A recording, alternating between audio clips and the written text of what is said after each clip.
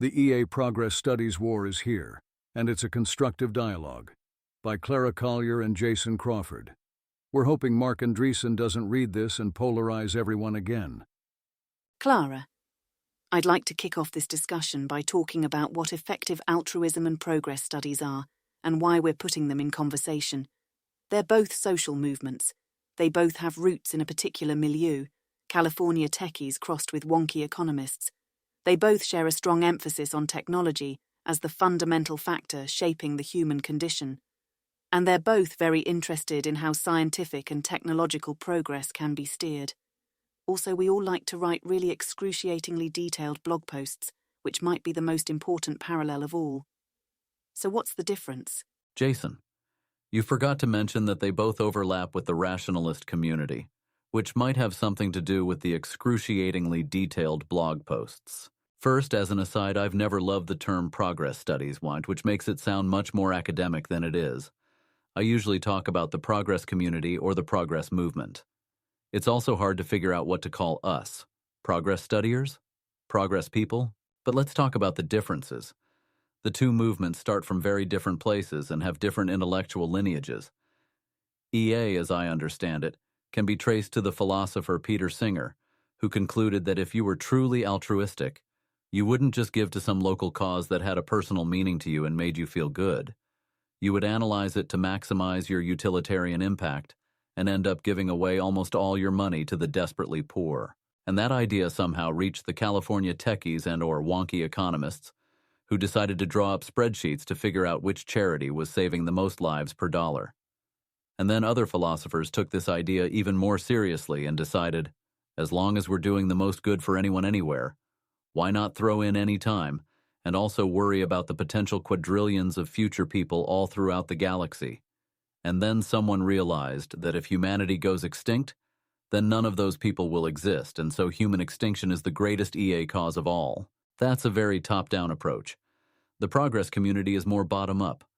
I think a few of us converged on the idea of progress being important in different ways. One motivation comes from simply looking at history. The progress of the last few centuries is the greatest thing ever to happen to humanity. So one of the most important things we can do is to keep that going, and even accelerate it. And the way to do that is by studying how it happened, in order to understand the root causes. Another motivation comes from wanting to defend what we might call Enlightenment values. Reason, science, technology, industry, capitalism, liberty. The progress of the last few centuries is arguably the product of those ideas, and therefore vindicates the Enlightenment. One other motivation is looking at the last approximately 50 years and realizing that technological, economic progress has actually slowed down. If that's a problem, then we should figure out why it happened and how to fix it. And that points to what I see as another difference between the communities, which is epistemic.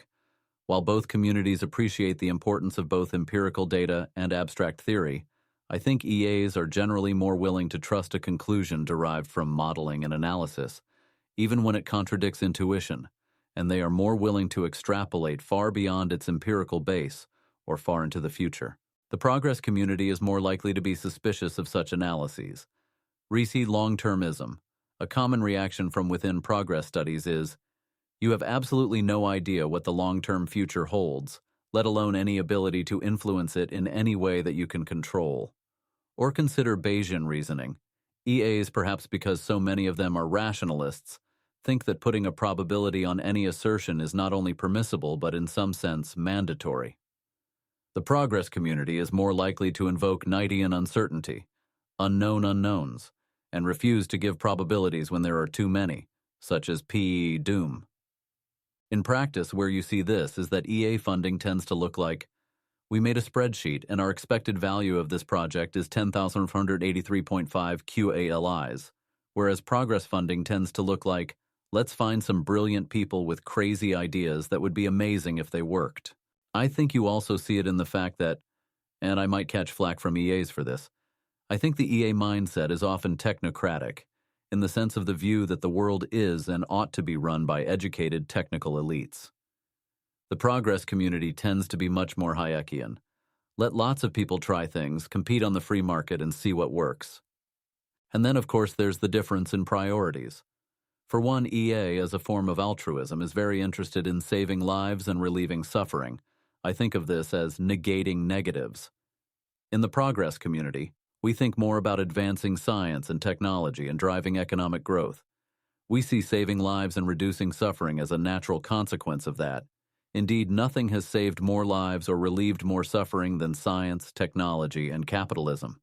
But this approach gets you not just the negation of negatives, but also the creation of amazing new things that people didn't even know they needed. 150 years ago, those amazing new things were the light bulb, automobile, airplane, telephone, radio, Haber-Bosch process, etc. Today, maybe the amazing new things are nanotech manufacturing, fusion energy, reusable rockets that colonize Mars, or AI tutors for every student on Earth. EA is interested in advancing science, but in practice, it seems like the cause areas that get the most resources here are medical research to cure diseases. Related to this is that, to massively oversimplify, EA is always worried about what could go wrong with new technology, whereas the progress community is excited about what could go right.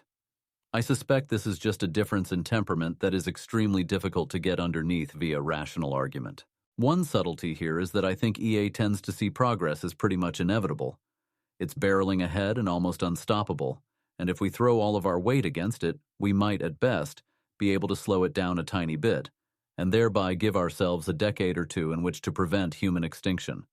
In contrast, the progress community sees progress as fragile, in need of constant protection, and highly contingent on people driving it forward. In most of human history, inventive periods were brief and then died out.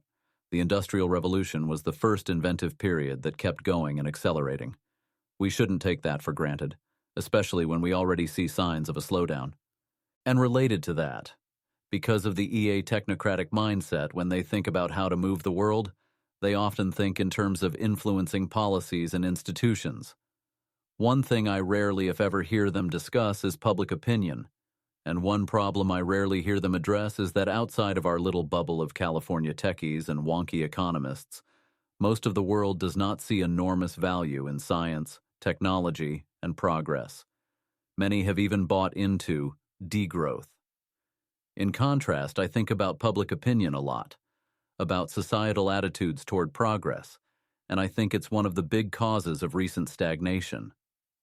When you do get EAs to acknowledge any issues along these lines, they tend to talk about coordination problems, which is an odd way of thinking to me, as if Waymo and the mob in San Francisco who recently set fire to a Waymo just needed to coordinate better. I'd quibble with your timeline of EA. I don't think there's a natural sequential progression from Singer to Oxford, then out to California, culminating in long-termist concerns about human extinction. Rather, I think these were all separate strains present in the movement from the beginning. Will McCaskill and Toby Ord at Oxford were developing Giving What We Can, which was then just focused on global poverty, at around the same time that Holden Karnofsky and Eli Hassenfeld were figuring out that GiveWell should focus on global poverty charities, instead of, say, public schools in New York City. And Eliezer Yudkowsky was debating Robin Hanson on the likelihood that superintelligent AI would lead to human extinction. This is roughly 2007-2009. For various historical contingent reasons, these groups of people have done a lot of work together, and of course they've influenced each other, but even today they haven't fully merged.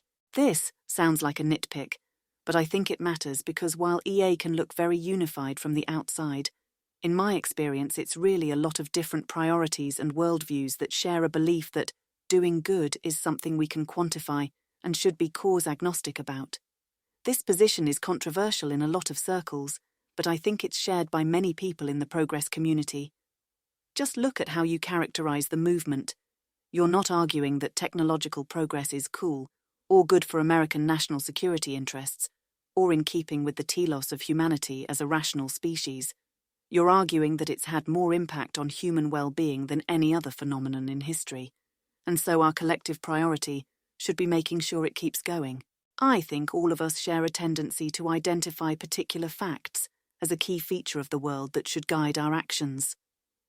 Technological progress is the greatest thing to ever happen to humanity. Money goes a lot further in the developing world than it does in America. The trend line in AI development points to some concerning places if it continues. Personally, I happen to think that all of these facts are true, and what we should do about them is really a question of resource prioritization. But of course, that's a very EA answer. But let's talk about your epistemic critique. Yes, EAs are more inclined toward quantitative modeling. I'm of two minds about this. When I argue with other EAs about some proposal, I usually find myself pushing against relying too much on the models. Spreadsheets are inherently simplifying. It's easy to miss important considerations, drastically miscalculate unlikely risks, or fail to account for second-order effects. When the model goes against our gut, it's often because our gut isn't able to digest, so to speak, a broader set of factors. On the other hand, I usually find that the exercise of building the model is worth it. My instincts are often wrong, sometimes extremely wrong. The process of trying to reduce my Gestalt impression to a set of specific numerical factors forces me to think about things I wouldn't have explicitly considered otherwise, and make sure my vague intuitions about the world are backed up by empirical facts. I'm not a particularly quantitative person, and on the margin I probably do less modelling than I should. Even when I throw out the end result, the process makes me a better thinker. In practice, I think this dialectic informs a lot of EA decision-making. I'm less convinced that any of this is why EAs are often drawn to philosophical long-termism. I'm not the best person to defend the philosophy, since I'm not a long-termist myself. I agree with you here. I don't know what the world is going to look like in a million years, and I don't think I have particularly good levers for influencing it. What I do believe is that technological developments that could happen in the next few decades could have an outsized impact on the trajectory of human civilization, which it's important to understand and prepare for. With all that in mind then, let's talk about P-ed doom. That is, the probability that advanced AI will cause some sort of existential catastrophe. I have a lot of issues with this concept. I think it elides different possible outcomes. I've been in plenty of conversations where one person is talking about the probability of human extinction, while another is worried about a future where humans are confined to Earth as a lush nature preserve by our AI overlords. More to the point, coming up with these numbers can create, as you say, a false sense of rigor, and the people who make the most careful models of different AI outcomes are usually the first to admit this.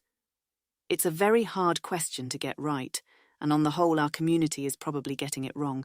That said, I don't think it's fundamentally unknowable. This seems like a very strong claim to make about risks from advanced AI. These arguments aren't based on tenuous chains of logic reaching into the distant future. Most of them come from a pretty specific set of observations about technologies that exist today, and arguments about how they might perform over the next few years or decades. To adopt Knightian uncertainty here is to say that we can't make predictions about AI progress.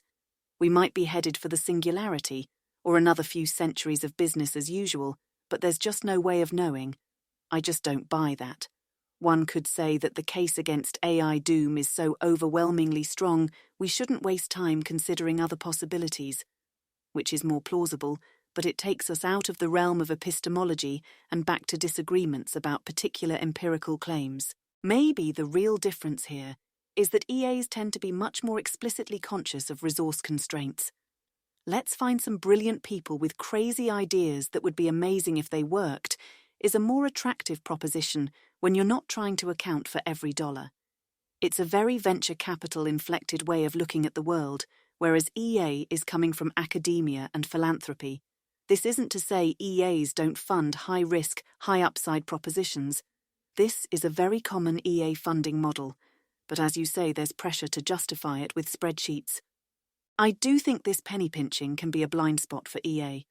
At the same time, it's very salient to me that every dollar directed away from GiveWell's top charities is something like 1/3000th of a statistical life we didn't save.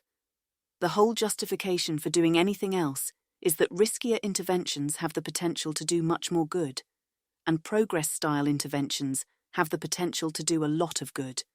Nor am I alone here. Open philanthropy, the biggest EA funder, makes grants in innovation policy and meta-science. It's a bet that the march of progress will make the lives of future people unimaginably better at the expense of some of the poorest people alive right now. I think it probably will, to be clear, but I don't want to make that determination lightly. So it's back to the spreadsheets for me. I like the distinction you draw between the perspective that progress is inevitable or thinking that it's fragile, but I'd like to complicate it a bit. EAs are, classically, pretty interested in differential technological development, the idea that it's possible to steer which kinds of technologies are invented. There's maybe an implicit claim in your argument here that we can't actually do this as a society. We have one lever, progress or not, and all we can do is turn it up and hope for the best. In this framework, of course, progress looks better than no progress, but if we have some ability to steer things, then maybe it's better to push society in the direction of inventing vaccines for neglected tropical diseases, instead of tools that can be used to make bioweapons. You're right that EAs tend to be worrywarts, though I'd say that those worries are mostly confined to a specific set of new technologies, AI foundation models, and gene synthesis. But some of the more promising interventions to reduce risks from those technologies require yet more technological progress, in areas like alignment and computer security, and personal protective equipment. As you say, all of us live in a little bubble of California techies and wonky economists. In our hearts, many EAs are really temporarily embarrassed techno-optimists. I think what you say about the EA movement comprising several clusters choosing to get along is true of many, most all, movements, and I can certainly see it applying to the progress movement. We have libertarian-ish advocates of economic growth as a moral imperative, left-leaning supply-side progressives, and right-leaning advocates of American dynamism. We have YIMBYism, which wants more housing, meta-science, which wants to improve our research institutions, and eco-modernism, which wants to address environmental concerns with technology and growth. And what we all have in common is the conviction that science, technology, and economic growth are good, and we should have more of them. Regarding moral frameworks, I see the EA community as broadly unified on utilitarianism. The progress community talks less about moral frameworks, and so is probably less unified in this way. There's a shared set of values, but less agreement on the fundamental justification for those values. Speaking only for myself, I am neither a utilitarian nor an altruist. I favor a decentralized morality that does not recognize any universal utility function, only an individual utility function for each agent. Each agent's utility is personal, but not totally arbitrary. There are values we all have in common, such as life, health, and happiness, rooted in our nature as a particular kind of biological entity. Social values such as cooperation, peace, and trade come from what we have in common and from the opportunities for win-win relationships. All this is a kind of enlightened egoism. I explicitly reject the implications of Singer's drowning child thought experiment. You're kind of a monster if you don't save the drowning child, but not if you don't want to make the equivalent trade-off to aid the global poor. I'm not advocating that we pursue progress in order to achieve the greatest good for the greatest number. Rather, I personally want to live in a world of progress and enjoy its fruits. And that is also what I want for everyone I care about, now or in the future. Next, on differential technology development. I don't think DTD is impossible. There's not a single dial of progress. Quite the contrary. We can and should steer what technologies are created. The devil is in the details. How do we know in advance which technologies are going to be more beneficial and which more harmful? How do we know which programs will promote which type of development? It's not impossible to answer these questions in some cases. Your interview with Kevin Esvelt about the risks of synthetic biology in a previous issue had some very good examples. But it's hard, and I hear a lot more advocating for DTD in the abstract than I hear in-depth analysis of what we should actually do in specific fields. We need more of the latter. Without that, a desire for DTD quickly slides into generic calls to slow, pause, or halt progress in a field. I think we're seeing this now in AI. My current take is roughly that AI, like any new technology, creates risk, and that we should actively identify and mitigate that risk. What that looks like, I think, is thorough testing of models before release. It should include monitoring during production as well. It should involve planning ahead in the form of something like responsible scaling policies. It should also involve hardening our world against threats from pandemics, cyber attacks, etc., whether those dangers come from AI or not.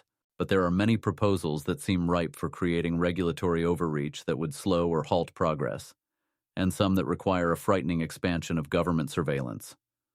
We should avoid creating new government agencies to regulate AI, especially any that are required to review and approve AI systems before release, especially if they believe their mandate is to make sure that systems are proven safe.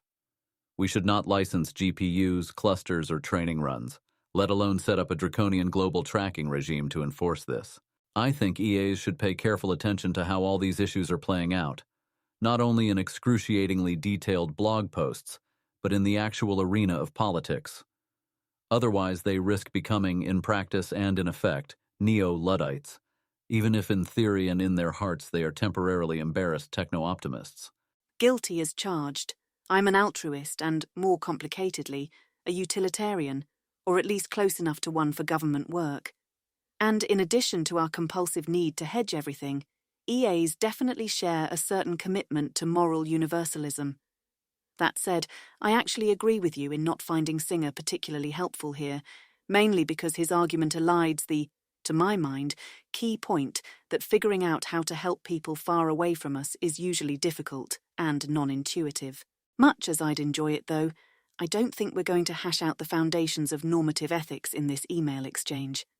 So let's talk about DTD. I was actually just revisiting the essay where Oxford philosopher Nick Bostrom introduces this term, and it's kind of wild to read now. He thinks we might have to build AGI faster so it can help us protect ourselves from the risk of self-replicating nanotechnology. And interestingly, he thinks it's impossible for bans to fix it. The idea behind DTD is that, given that we can't slow technology down, we should at least try to steer it. In practice, I'm interested in all our available options, but I think it's useful to remember that this idea of shaping technological progress in the interests of safety doesn't just mean pulling back. It's as much or more about what we should proactively try to build. Kevin Esvelt's work on making biotechnology safer is a great example of this. When you look at the projects he's involved in, very little of it is regulatory. It's all things like security protocols for DNA synthesis machines and observatories for detecting viruses in wastewater and germicidal UV light. From my perspective, which, let's be clear, is a shared office with something like half of the Berkeley AI safety community, I see similar things happening here as well. There's things like designing better safety evaluations, which you've mentioned, as well as methods for getting more useful work out of potentially dangerous AIs, and a lot of work trying to answer some of the questions you've posed about understanding all of this better. Of course, there's always much more to be done. There's a question I hear sometimes from people who work in technical AI safety. Would the principles we're advocating here tell us to delay the invention of the printing press? What about the Industrial Revolution? I'm not sure who originally made this point. Maybe Ajay Kotra. But I think it's a great intuition pump for the kinds of considerations that might come up with really advanced AIs. Another thing I find myself ruminating on is the 1970s anti-nuclear movement. We can see now that over-regulation of nuclear power in the US was a terrible policy mistake. At the same time, it's easy to see the depth of fear people had toward nuclear power at that time, as an outgrowth of very reasonable concerns about nuclear weapons, and even fallout from tests during the Cold War. When you're trying to raise the salience of real risks, it's hard to control the magnitude of the response. I can easily see us making that kind of misstep, which brings us, as you say, to the actual arena of politics. This is where things get really complicated, because I don't think there is any one set of EA opinions on the correct set of policies to implement. I realize I keep saying this, but it really is the core issue that makes this debate so difficult. EA is a social movement, and it's very hard for social movements to achieve their goals without some kind of centralized movement discipline. But we're also a bunch of very fractious people with major factual disagreements that lead to very different ideas about what we ought to be doing. My own specific views here are fairly complicated, but I don't have any ideological commitment for or against any particular measure, though I do think that competent, Knowledgeable regulatory agencies can be good for an industry. Just look at aviation. It's all just a question of evaluating what we think the actual risks are and what responses are appropriate. I could also ask a similar question of the progress movement. You have your YIMBYs and your meta-science people and your eco-modernists, but to what extent do these different groups form a unified progress agenda, or is that something you'd even want? I think Bostrom's sense of the relative risk from nanotech versus AI is a great example of how difficult it is to predict the future, especially the detailed contours of the future that often make all the difference. That said, I'm grateful for the work being done in moving safety technology forward. I think it is underrated how much dedicated technical work is required to achieve safety. I think of METR, formerly ARC evals, as sort of like the underwriters' laboratories for AI. If anyone in AI safety wants some historical inspiration and likes reading old books, I recommend A Symbol of Safety, a history of UL written in 1923. In the late 19th and early 20th centuries, UL dedicated a lot of engineering time to devising testing and certification standards for electrical components, firefighting equipment, and building materials. It was only through their work that we were able to dramatically reduce the incidence of fire. Regarding a progress agenda, I wouldn't want a strongly unified or centralized one, but I think if you immerse yourself in the community, you start to see common themes. The three big ones are tech, policy, and culture. In technology, we're interested in frontier technologies with huge potential, especially ones that seem somehow neglected or underrated. Nanotech, longevity, supersonic flight, geothermal energy, climate geoengineering. And yes, that includes health and safety technology. I can't wait to figure out the far UVC germicidal light thing and basically eliminate respiratory disease. The progress community includes a lot of technologists and founders, and many of them are doing ambitious new ventures in areas like these. In policy, we want to see regulatory reform to unblock progress, especially but not limited to permitting reform, such as NEPA. We're basically all YIMBYs. We'd like to see the NRC actually approve some nuclear power, and it would be nice if the FDA didn't make it so difficult to develop medicine. We generally want more immigration, especially of the most talented and ambitious people. Depending on how libertarian you aren't, you might want to see more government investment to create public goods in science and technology. Think Operation Warp Speed for everything. We also want to see more experiments in a broader range of ways to fund and manage research, such as FROs or private ARPAs. In culture, we want society to regain a bold, ambitious vision of the future. The path to this is through education, media, and art. Progress should be on the curriculum in high school and college, and every student should graduate with industrial literacy, a basic understanding of how industrial civilization works, what it took to establish our standard of living, and what is required to maintain it. Journalists should apply a basic understanding of and respect for progress when they cover it. Starship achieves new milestone in latest test instead of Elon's rocket blew up again. There should be more Hollywood biopics of scientists and inventors, and there should be sci-fi that shows us a future we want to live in. And yes, we need progress studies. But for anyone thinking about where to invest their time, money, or other resources, I want this list to be just a set of suggestions for inspiration, not a definitive list of all the things worth working on. If someone is deeply motivated to pursue an idea, I want them to feel encouraged to do it. That's the kind of Hayekian bottom-up order without design that lets a social movement, or an economy, or humanity, achieve its goals without centralized discipline. FAR UVC is a great example of some of the differences we've been talking about in the EA and progress studies mindsets. EAs, of course, are interested in this technology because it could be an important defense against future pandemics, especially artificial ones that might be far deadlier than naturally occurring diseases. I remember talking with some EA friends about who might be interested in funding some particular FAR UVC study. I don't remember all the details, but I do remember saying that probably people in the progress community would be into it, not because of pandemics, but because normal, common respiratory diseases are cumulatively a major drag on workforce productivity. And then something like 2 days later, you tweeted exactly that. I realise this makes us sound like real downers, especially compared to the bold, bright vision you've just articulated. And I do think there can be something epistemically distortionary in this focus on worst-case scenarios. At the same time, I'm skeptical of reflexive optimism.